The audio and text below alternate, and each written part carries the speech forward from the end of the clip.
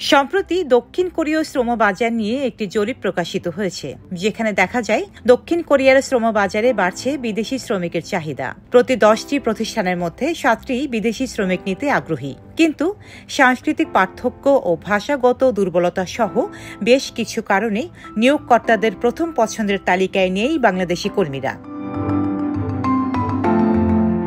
Country employment platform অপারেটরের ওই জরিপে উঠে এসেছে, বিদেশি শ্রমিকদের পছন্দের দেশের তালিকার শুরুর দিকেই থাকে দক্ষিণ কোরিয়ার নাম। আর্থিক নিরাপত্তা আর কর্মপরিবেশের কারণে সুনাম আছে দেশটিরও।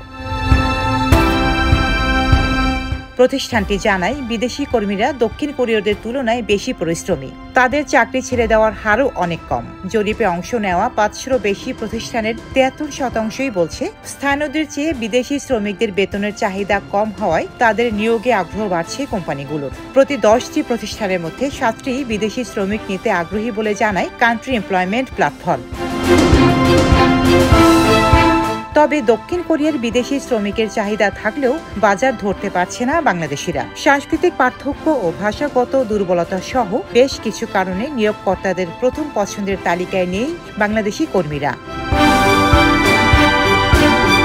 বাংলাদেশ, চীন, নেপাল, ভিয়েতনাম সহ 16টি দেশ থেকে এমপ্লয়মেন্ট পারমিট সিস্টেম বা ইপিএস এর মাধ্যমে বিদেশে শ্রমিক নিয়োগ দেয় দক্ষিণ কোরিয়া। এই প্রক্রিয়ায় প্রতিটি দেশ থেকে কর্মী নিয়োগের কোটার ব্যবস্থা আছে, যার মাধ্যমে বছরে নির্দিষ্ট সংখ্যক শ্রমিক কাজ করার সুযোগ পান দেশটিতে।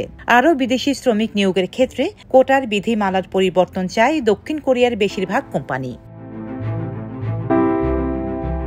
ডেস্ক রিপোর্ট, সাম্প্রতিক দেশকাল।